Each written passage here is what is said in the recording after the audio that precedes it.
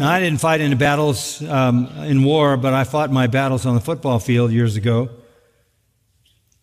And there's something about football that obviously brings out the deepest and basest reactions in people because it's so physically destructive. So that fights broke out in practice all the time. I remember being at the Redskins training camp when I was a college student. I was invited to visit the Redskins training camp, and I never saw, this was NFL level football, I never saw so many fights. They were fighting each other the whole day.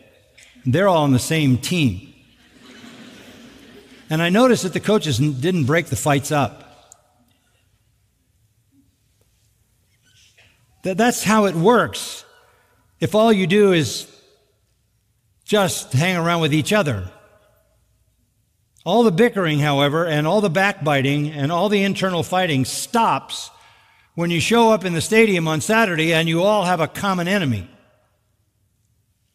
And you now know you have to set aside all those internal issues for the sake of the greater good, which is to defeat the enemy.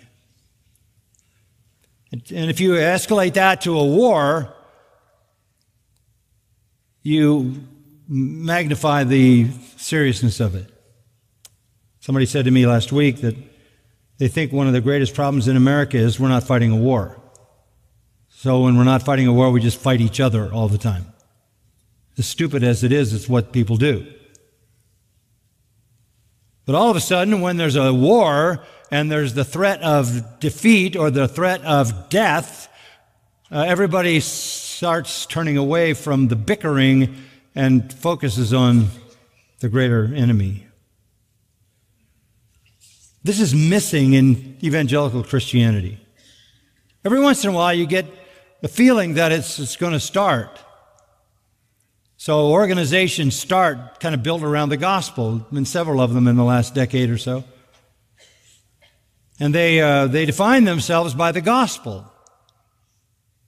But it seems it's not very long before they're no longer fighting as a team, collectively unified for the faith of the gospel, because they can't stop fighting each other.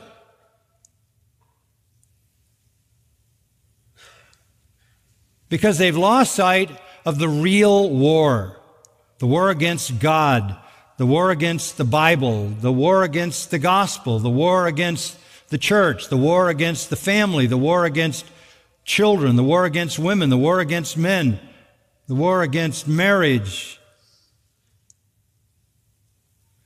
Only when Christians realize that they are in a war, not wrestling against flesh and blood, but principalities and powers and the rulers of the darkness of this world and spiritual wickedness in heavenly places. Only when we understand that will we stop bickering with each other, gather around biblical truth, humble ourselves, love each other, and go to battle for what